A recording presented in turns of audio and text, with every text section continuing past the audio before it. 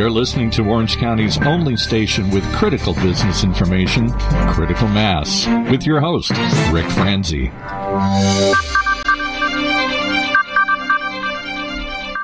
And welcome to today's episode of Critical Mass Radio Show. I am your host, Rick Franzi. This business talk show airs live on Tuesdays at 4 p.m., heard exclusively here on internet radio station octalkradio.net. If you're listening to this show as a podcast, we would encourage you to consider listening to the program live during our broadcast time. This show is brought to you by our commercial sponsors, Smart Stop Self-Storage, Succession Strategies, Commerce National Bank, and Smart Business Magazine. The goal for the show is to help you, our listening audience, make better business decisions. If you're listening to the program today live and you'd like to participate in the conversation in either segment that we have today, find the community chat room section of octalkradio.net's website. Log in with your Twitter ID. This will bring you right to our engineer who today, let me look. Oh, yes, it's Paul Roberts. He'll bring your thoughts and ideas across the screen to me. Possibly we can work them into either the interview that I have later with Melissa Yoon and Michael Katz, or with our first guest today, CEO and Principal of Capstone Affluent Strategies, Darin Pastor. Darin, welcome to Critical Mass Radio Show. Thank you, Rick. I appreciate it.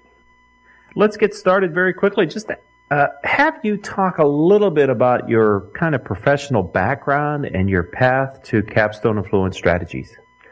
Sure. Prior to becoming CEO and principal of Capstone, I spent some time in the beverage industry early in my career.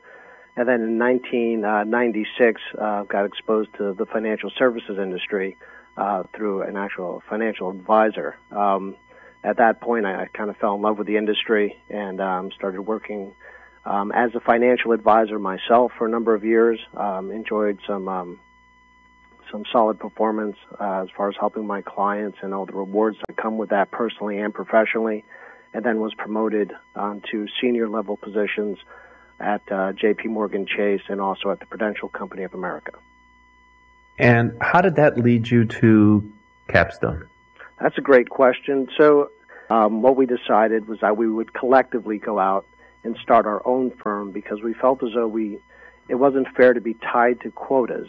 And then on top of that, being pushed in the direction of proprietary products. We didn't feel as though that was in the best interest of our clients. We didn't think that a cookie cutter, one size fits all, whether you have, $50 million and you're uber affluent right down to somebody who's just starting their retirement account, is the right approach. So I guess it came down to, ultimately it's our face in the mirror. It's my face I have to shave every morning.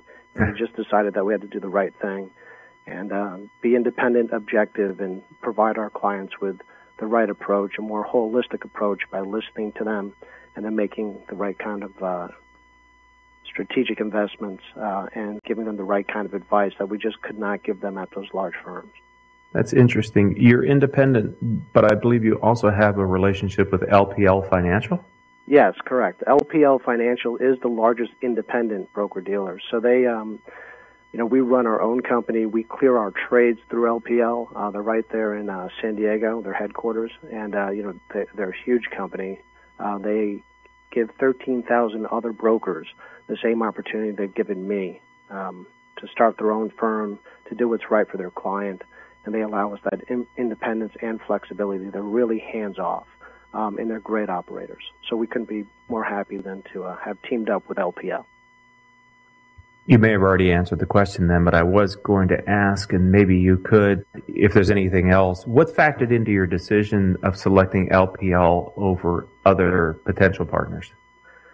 Their size, one. The fact that they are local, they are a Southern California company. So if, there's something they need to discuss with us or we need to discuss with them, we can get, face-to-face pretty quickly. Just head south on the 405 and we're there. The other reason why is when we were kind of trying to figure out, who we were going to team up with, they just outshine the competition. There's some great competitors out there of theirs. There was a lot of different people we took a look at. We actually examined 10 broker-dealers. We narrowed it down to a top 3, and LPL came out on top. Excellent. Thank you for sharing that, because I'm not sure that even regardless of their size, that maybe a lot of our members of our listening audience are familiar with the brand LPL Financial and what it means to them when they have an advisor who is partnered with them. Well, yeah, that's actually a good point, and they're not really a well-known brand, and in our own right, either is Capstone, and we're working on that. But what somebody gets when they partner with an advisor who has teamed up with LPL, in this independent platform, they get, again, one of the largest broker-dealers in the country. So you get all the coverages that you would get from the Securities Investment Protection Corporation and all those things that come with that size operation. In addition, what you get is you get a hands-off approach where they actually allow the education, the expertise, and the licensing of the financial advisor to direct the client in the right direction, as opposed to mandating, again, some cookie-cutter approach, just strictly based upon the profitability of some homegrown products. Excellent. I'd like to turn the conversation a little bit inward on you, if I might, right now, and that is, and of all the experiences and lessons that you've learned through your business experience and partnering and helping with clients, I'm wondering if you've developed kind of an overarching strategy that allows you to lead Capstone. We refer to it here many times on Critical Mass Radio Show as your guiding principle. And Darin, do you have one that you could share with our audience? We do. It's wrapped up in our name. So, our CFO, Hal Johnson, came up with our name, and him and I were kind of throwing some names around, and you kind of have that aha moment, because we were trying to, what are we about? What is that guiding principle? What is our Northern Star? And it's reflected in our name. So if you think about the word capstone, right, it kind of represents the apex of someone's professional achievement. Affluent isn't necessarily a destination. It's more of a journey, a place that people may want to go to, and we believe we have the right kind of strategies to get them there. So our guiding principle is actually wrapped up in our brand name. That's powerful. That way you never are far from it, are you? That's really you're the first guest that I can recall in the close to 700 guests that we've had on the program who's made the link between their guiding principle and how they branded and named their firm. So thank you for cutting new ground for us on the radio program. Thanks for saying that, Rick. I appreciate it. All right, we're going to take our first commercial break, Darin, and when we get back, I'm going to ask you to share with our audience, and I'm curious to hear it as well, how you and your firm's been able to grow at such a rapid pace during what has been very difficult economic times. So, ladies and gentlemen, we're all about growth this month here on the radio program, and we have an excellent guest in Darin Pastor who can share his growth strategies and story with us right after these words from our commercial sponsors.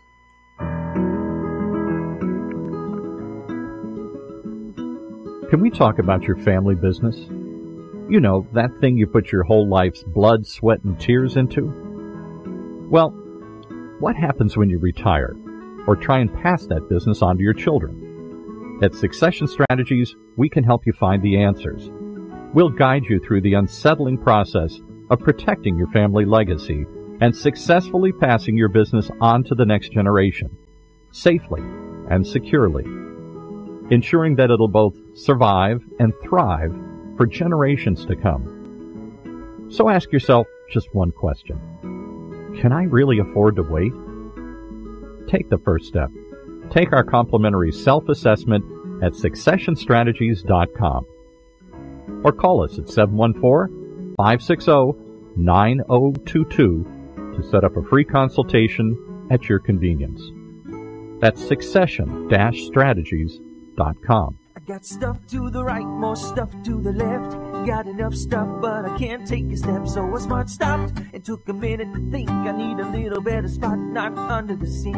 With Smart Stop, I leave the stress at the door. Cause it's the smarter way to store. Smart Stop bucks the system. Your first month's rent is just $1. Your next 3 months are half off. Call 888-97-STORAGE and mention this station. Goodbye clutter, hello floors. Smart Stop, the smarter way to store. Welcome back to Critical Mass Radio Show. I am your host, Rick Franzi, and if you're going to reach out to Smart Stop Self-Storage because you just need a little extra space, make sure to let them know that you heard their commercial here on Critical Mass Radio Show, heard live on octalkradio.net. All right, let's get back to Darin. Darin, I said before the break we're going to ask you to share a bit about your growth story. Would you give our audience a little insight into how you've been able to realize such rapid growth? Yeah, we've had a lot of rapid growth, and I appreciate you recognizing that. Since we started the firm in October of 2012, we've actually grown the firm 300% year over year, which is, I would say, a successful growth rate. I believe the reason for that is because, again, getting back to the executives and the leaders of this firm, and this is what really, really differentiates us from other people. We have experience on both the buy and sell side of investment banking, retail financial services, and our leaders have extensive educational backgrounds in their respective fields. So we believe, look, I can't go head to head with, some of the behemoths that are out there. So we have to just be a little bit better at some areas that we're very, very disciplined in so that we can bring real value to our clients. We make sure that we have personal relationships with our clients. The CEO of the company, the guy you're talking to now, is available to all of our clients. And we're doing that with really thoughtful, caring, well-educated, very experienced financial advisors who all, by the way, own a piece of the company. So I've gifted out stock. I thank them for taking the risk and believing in our vision, believing in Capstone. So the people you're talking to while you're sitting down with a Capstone financial advisor is also an owner of the company. So that's why I think we've had the kind of growth rate that we've had. We're just treating our people different, and that, again, is being passed down to the client. The recent years leading up to 2012, the Great Recession, the economic issues that we faced, the financial issues that we faced, they have shaped your industry and changed it. I'm wondering if you could share with us, because your experience predates starting Capstone in this industry, what have you seen as the major changes? And talk to our audience of business owners and CEOs and executives a bit about your profession and what it's gone through over the most recent few years. Yeah, so I think everybody could just pick up the look at the front page of any periodical throughout the country, and they've seen it. And unfortunately, a lot of them have been affected by it in ways that are really even rough to talk about. As a manager of a financial services firm, the client, I think, has abandoned the iconoclastic brands of the past. I don't think there is that brand loyalty. It would it'd almost be like Coca-Cola losing its image. And we've done it to ourselves as an industry. But those big brands, they don't mean what they used to mean, and that's a change that I think will take a long, long time to fix. It might even take a generation. So what that did was that opened up the door for Capstone and independent firms just like ours to say, hey, look, we're here. This is why you do business with us.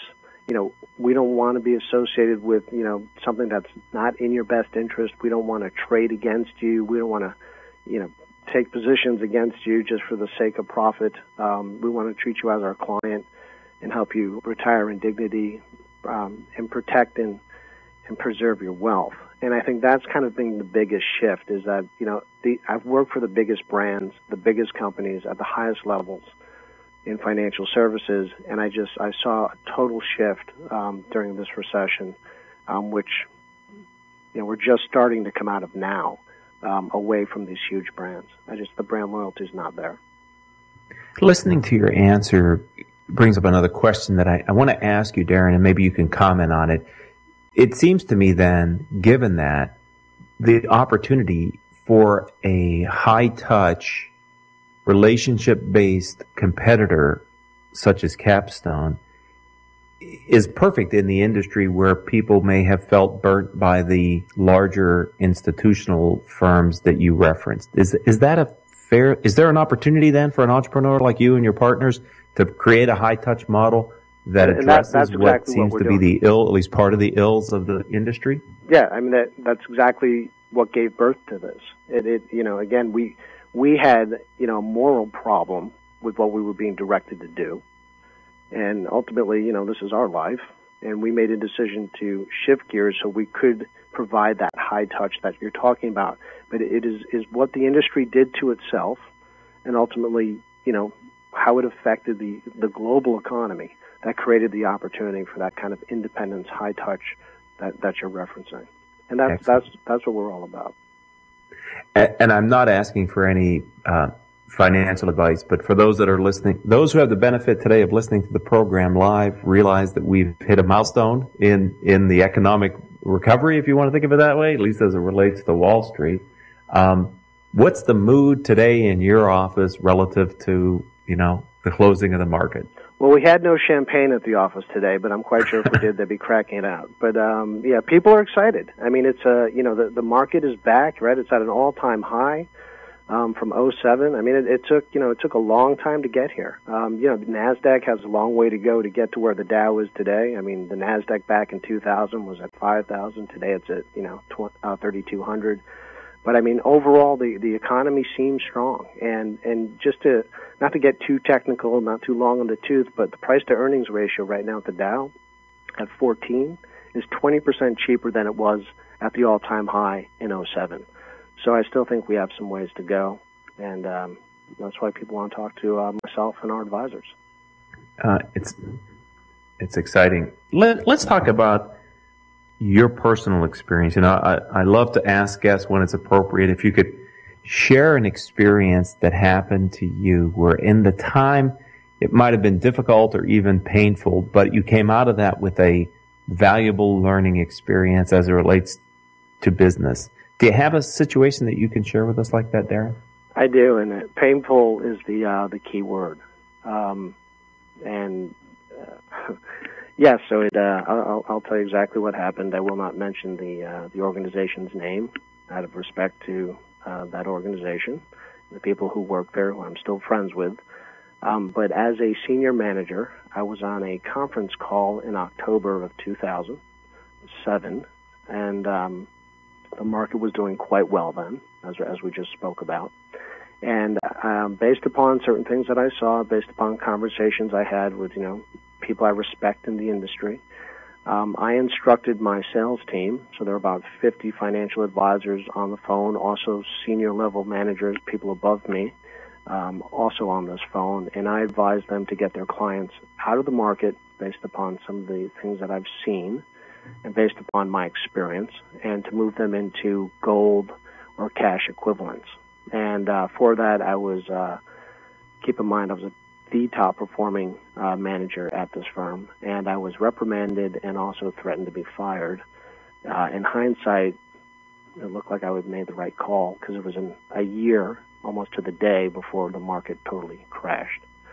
So what happened was I built my, for lack of a better term, street credibility with my financial advisors, and I had to make a choice whether or not I was going to make that call, instruct them to do that, and the firm really didn't appreciate my opinion.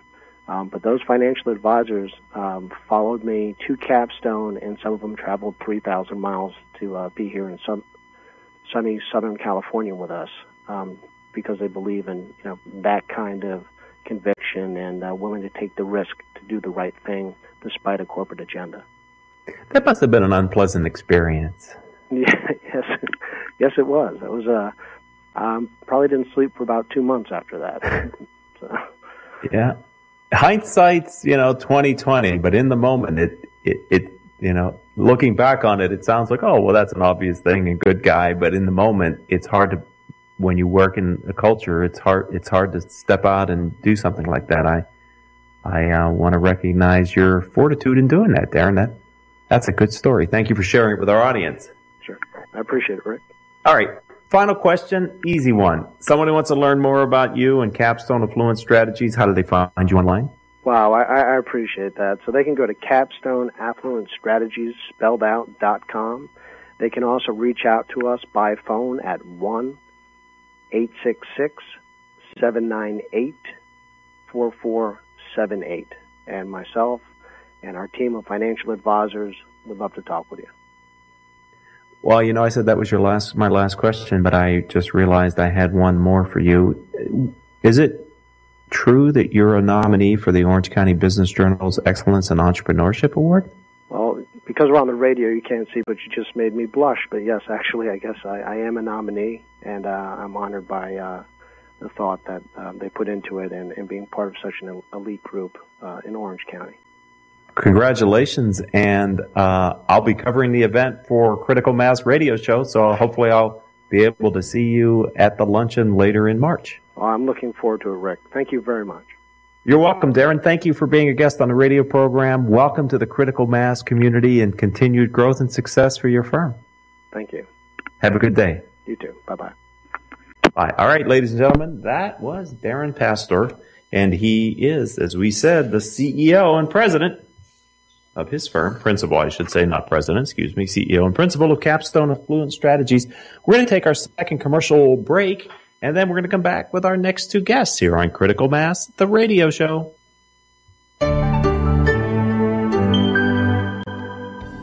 The Orange County Business Journal has ranked Commerce National Bank the 26th fastest growing public company in Orange County, and they remain a Bauer Financial 5-star institution. President and CEO Mark Simmons attributes this success to how well the bank treats its customers and employees. Commerce National Bank simply delivers personal service at a higher level than its competitors, while offering technology on par with the big banks. If your organization could use a new business bank, call Mary Miller, Senior Vice President, at 949-870-3863, or visit them online at www.commercenatbank.com. That's commercenatbank.com. Give Commerce National a chance to do better than your bank, and they will handle the rest.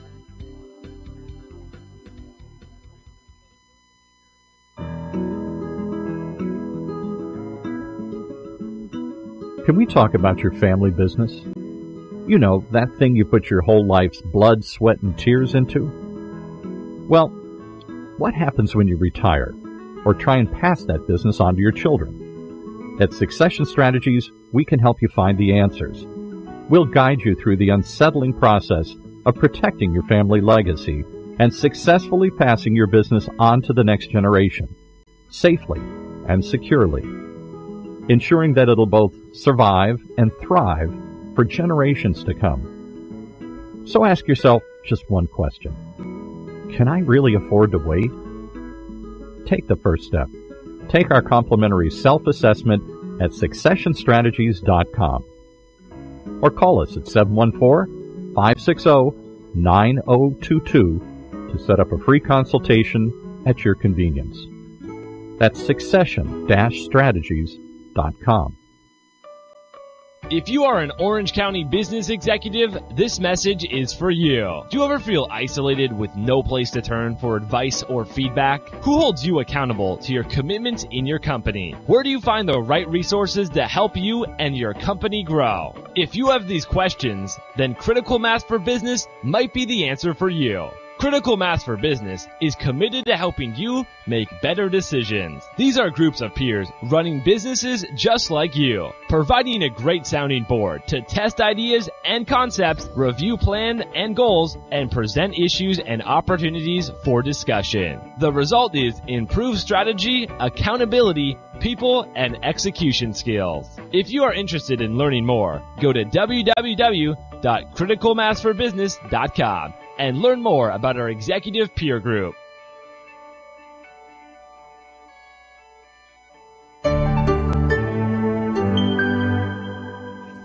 Welcome back to Critical Mass Radio Show. This program is one in a series of programs that we air here on internet radio station octalkradio.net. On Wednesdays, our show features Orange County nonprofit organizations and their leaders. On Thursday at 3 p.m., our nationally syndicated show, Coast to Coast, features small and mid-market business leaders from across the country, just like the name suggests.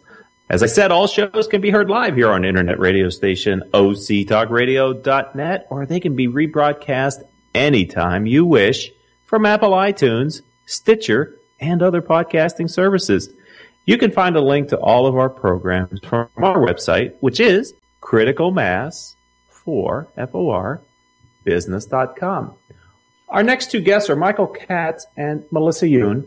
They're going to join our show today to talk about a $17.3 million jury verdict that they secured for one of their clients. So I'm excited to have Melissa and Michael on the show. Welcome to Critical Mass Radio Show.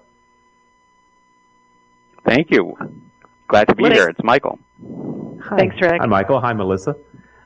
Let's begin by asking if you could talk a little bit about your professional background and sort of what led you up to forming your own limited liability partnership. I think I'll field that question first. I started practicing law in New York with a big white shoe firm called Simpson, Thacher & Bartlett.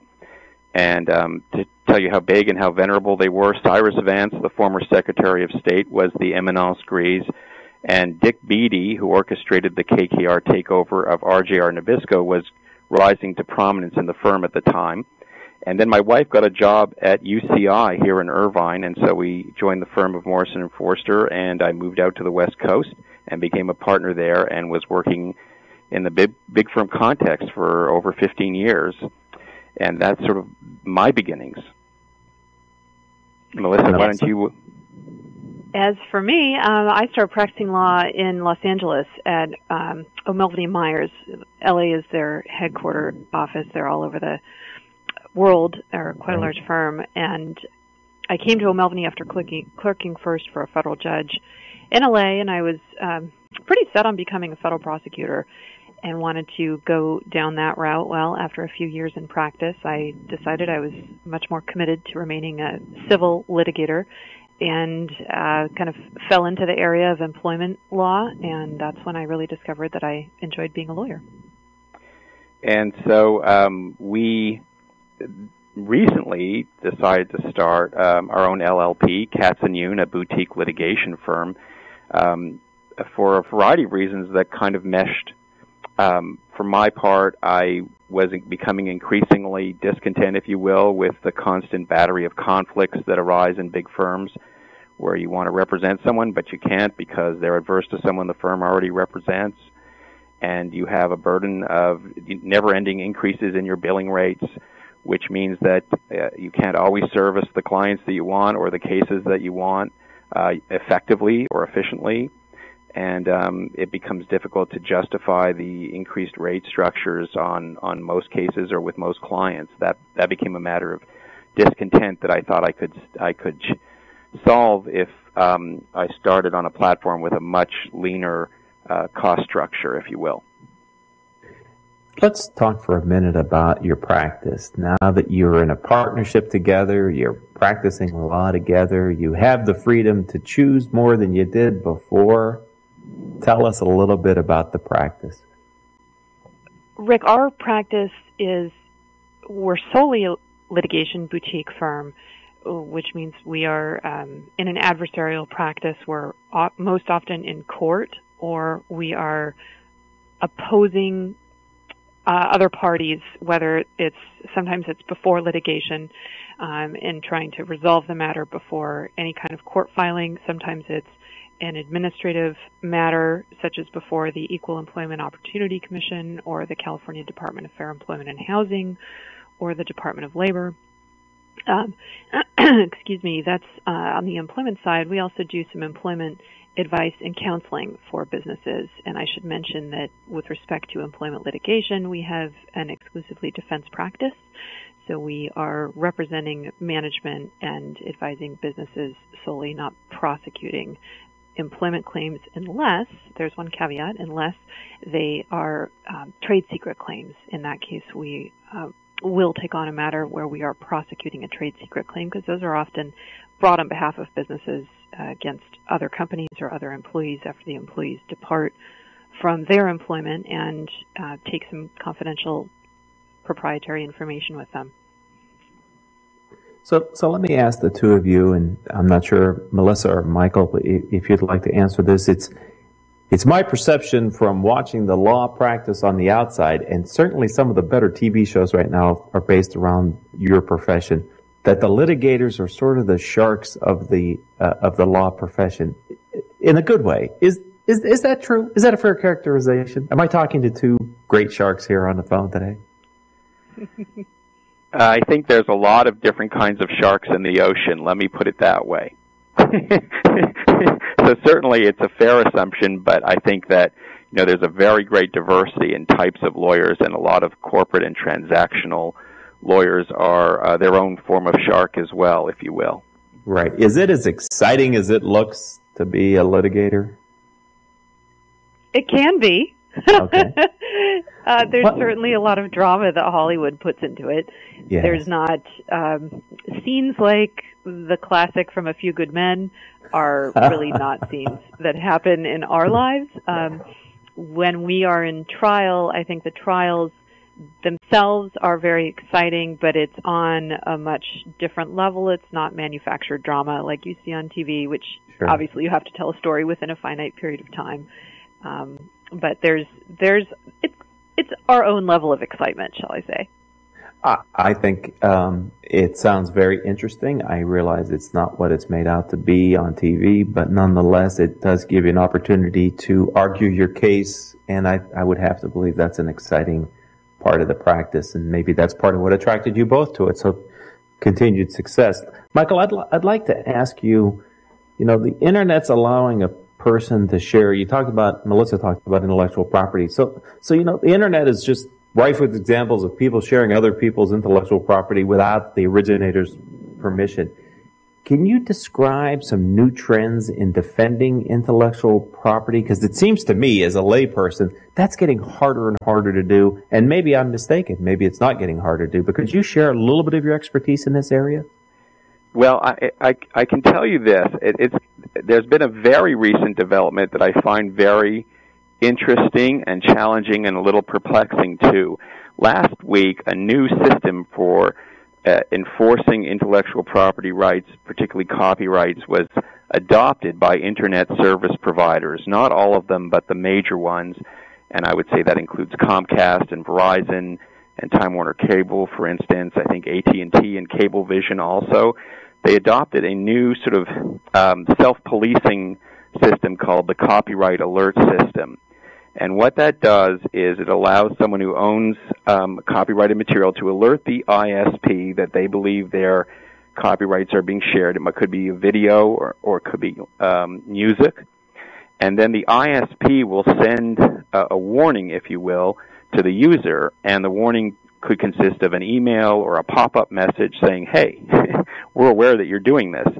And they have a 6 strikes rule, which means that after 6 warnings, the Internet service providers will implement some kind of punishment, and different providers are implementing this in different ways. So they may limit your download speeds, for example, or eliminate your access to popular websites until you complete a course that teaches you about piracy and copyright infringement.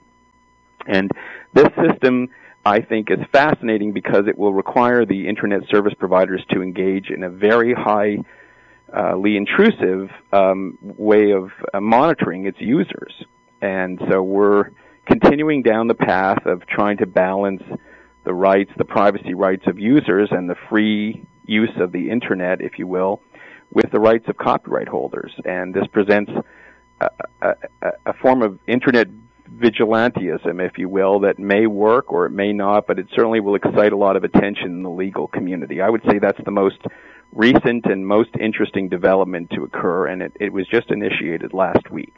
Wow, I'm so glad to have you both on the show. That I was not aware of that, and you're right, that sounds highly intrusive. I mean, I can see, I don't even know how to have a follow-up question for that, just because it seems to me to be not Big Brother-ish, but sort of a step in that direction. But I recognize the challenges faced by people who are creating, property that's being freely shared. People don't perceive it has any value, and they just want to give it away, and it's not fair to the people the artists that created it. So, Rick, I think the problem with it perhaps is this. It may be intended to address the most egregious downloaders and sharers of content, as opposed to, the average user. And certainly 6 strikes is a lot. If you run afoul of it once, 6 is a lot more. But the problem is most people out there who are engaged in massive amounts of copyright infringement have at their disposal technical means of avoiding detection, like using virtual private networks or cloaking software. So at the end of the day, the intrusiveness that this represents is a bigger problem for your average user. So it's hard to anticipate how that it will unfold, but certainly a lot of the people in the legal community will be watching closely. Okay, Melissa, let's bring you into the conversation, and I want to change the focus a little bit. It'll be with the internet, but the internet's creating kind of a blurred line between business and personal boundaries in the workplace. I coach and work with business owners and CEOs, many of which listen to this program. There's a constant conversation about social media and limiting and not limiting. So I'm wondering, can you discuss new employee litigation trends to combat this issue? I'm happy to. There's actually not just litigation trends, but this conversation is very timely because there's also some legislative trends. So, first of all, with respect to a legislative trend, California got a law on the books this year, and it's surprisingly not. California is not the leader this time in getting the law on the books, but it precludes an employer from asking a job applicant or an employee to disclose personal social media information, which would be their personal social media login information. The employer is prohibited from asking the employee to access their personal social media in the employer's presence. The law also prohibits an employer from asking an applicant or an employee to divulge any personal social media to the employer. Now, what does divulge any personal social media mean? Well, that's always up for interpretation. That's why we have lawyers, right? And the law prohibits retaliation against any employee or applicant who refuses to comply with a request that violates this law. This is in Labor Code Section 980. And the law defines social media very broadly, which may be the next question on some of your listeners' minds. It's, I think there's a tendency to think of social media as Facebook, but obviously it's a lot more than Facebook. And the law defines it as any electronic service or account, electronic content. It could be videos, still photographs, blogs, video blogs, podcasts, text messages, email, et cetera, et cetera. What's on Facebook or what's available on social media is quite broad, as we all know.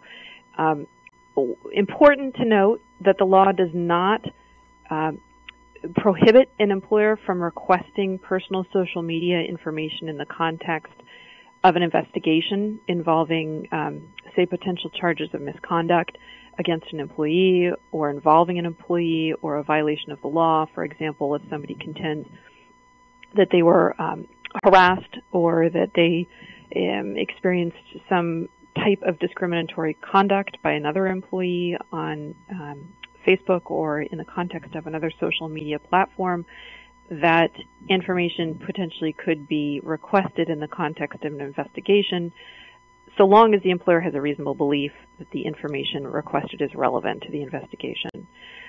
That's kind of what's going on right now from a statutory or legislative perspective to combat, if you will, the ever-increasing blurred line between social media or somebody's personal online presence and a work presence. From a litigation perspective, there's also some pretty interesting things going on. Some employees, for example, may post something negative about the employer on Facebook or tweet it, and maybe that then engenders a digital or electronic conversation between employees about working conditions. That potentially brings into play, interestingly enough, the National Labor Relations Board. An employee, if there is adverse action taken against the employee because of that content that was tweeted or posted on Facebook or the discussion that ensued thereafter, the employee could potentially file an unfair labor practice charge with the National Labor Relations Board, which is very interesting because traditionally we think of the National Labor Relations Board as something that just is of concern to unionized workforces. And as we all know, unionized workforces are a very small percentage of the workforce today.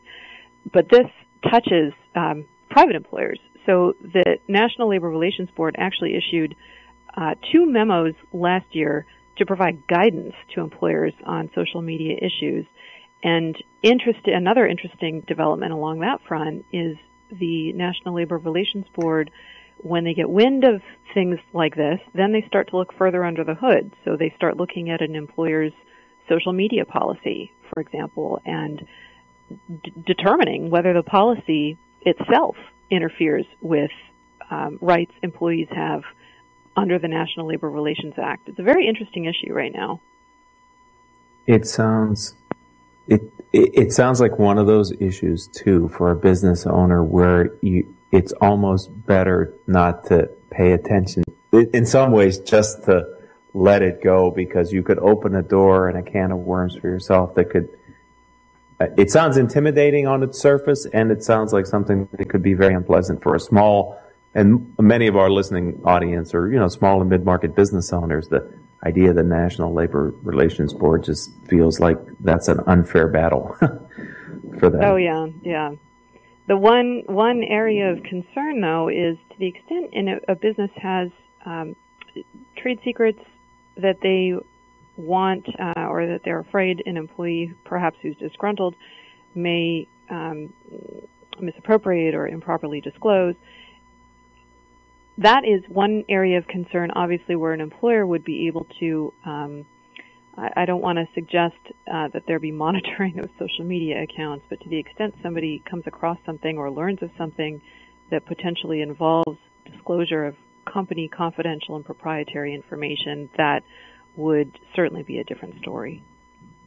It's almost unfair to have you both here on the radio program, because unfortunately, or fortunately for you, in the areas of your expertise, there's no short and simple answer to these questions. There's a lot of subtleties to it, and I think that's why it's very important for business owners to seek out competent legal advice in these areas. Especially every year, there seems to be new and different laws that you got to stay current on, because it's a major challenge in the area of intellectual property. And employee theft. Small companies, they are subject to employee theft of their intellectual property as well. You don't have to be a major brand in the marketplace to have that risk from your employees, do you? I mean, it can. I'm sure Michael or Melissa, you've seen it for small and mid-market companies that lose valuable intellectual property through their employees. We see it a lot, and what we also see a lot is a hesitation among many small and mid-market companies to use lawyers except when they're finally in trouble. And a lot of times the issues could have been avoided, and I understand why, because we, in operating a small business, are also trying to be cost conscious, and using vendors or outside services or consultants simply adds cost to the doing business. And yet many of the problems that we see are avoidable with some arrangement with attorneys that allows this discussion to take place in advance of the harm or the problem. So it's a chicken and egg thing, but not that we're here to encourage people to consult lawyers, but it oftentimes can be a very wise thing to do.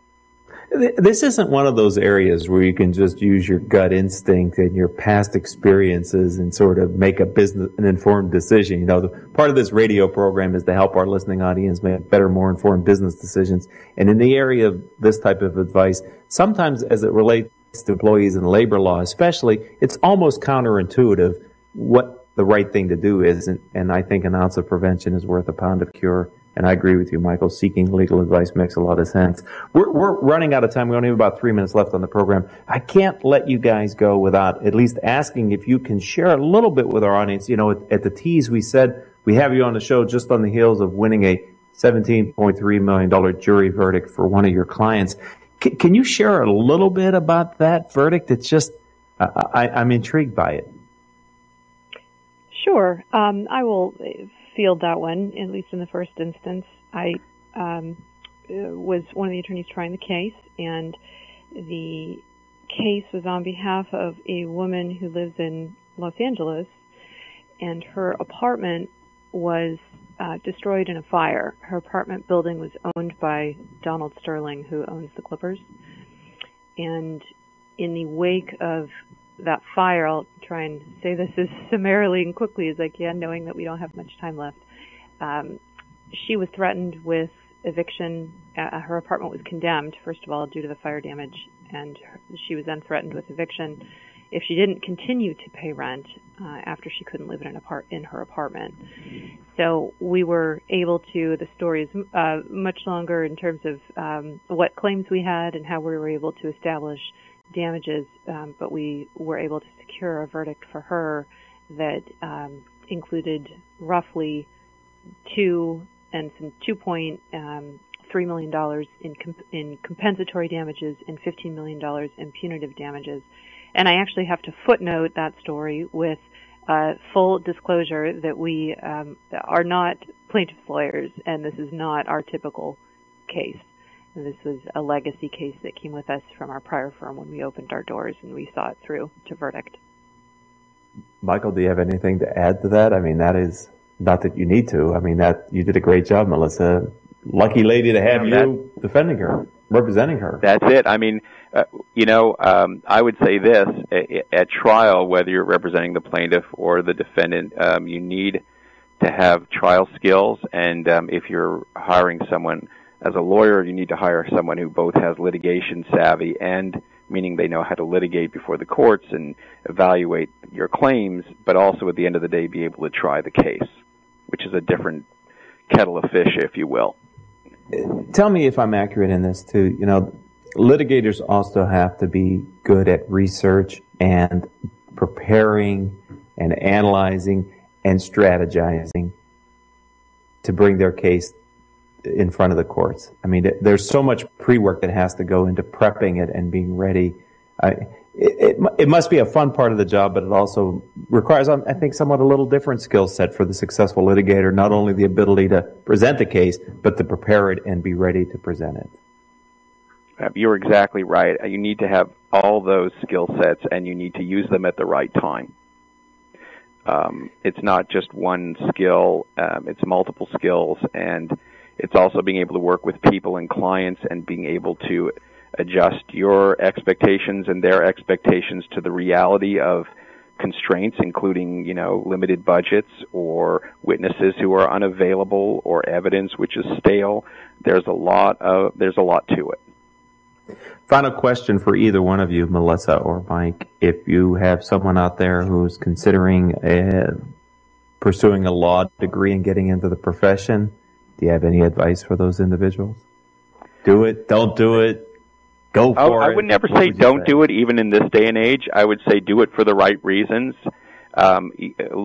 When Melissa and I were coming up, the law jobs were much more plentiful upon graduating, and many people took law as a backup career and then either morphed their careers where they wanted to go or followed things along willy-nilly. I would say now anyone considering a law degree should think long and hard and investigate at the front end whether they really want to be a lawyer, what kind of lawyer they want to be, and how to go about doing it, because the jobs are more scarce now because the industry is going through changes. Yes. Thank you. Melissa, if someone wanted to find your firm online, learn more about your practice, how do they find you? What's your website? Sure. Our website is www.katzyoon.com. That's KATZYOON.com. And there you would find, our website is under construction, but you'll find a landing page and, most importantly, names of the attorneys in our firm, as well as contact information, phone and email, both, and our physical address. Well, I appreciate you both being willing to be on the program. Thanks for sharing a little bit about your new firm and your successes. Continued success in 2013, and thanks for being a friend of the program, and welcome to the Critical Mass Business community. Thanks very much, Rick. Thank you, Rick. Goodbye, Michael. Goodbye, Melissa. All right, ladies and gentlemen, I hope you've enjoyed our radio program here. My engineer is giving me the time to leave the show sign, which I appreciate. So I'll just say that my engineer is the always punctual Paul Roberts. Our producer is Rachel Franzi. Our guest coordinator is Kathleen Shepard, and our marketing communications manager is Kelly Faltas. I'm Rick Franzi, your host, and saying I hope that all of your decisions will move your business in a positive direction.